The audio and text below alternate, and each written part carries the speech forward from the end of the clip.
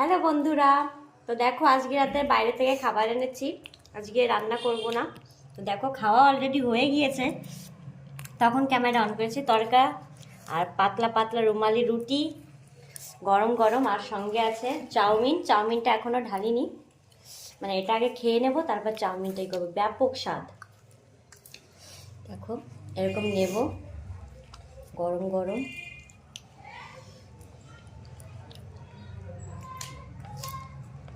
কাঁচা পেঁয়াজ,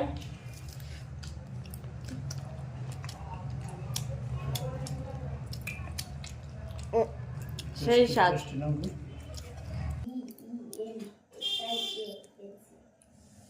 Sure, here are some videos.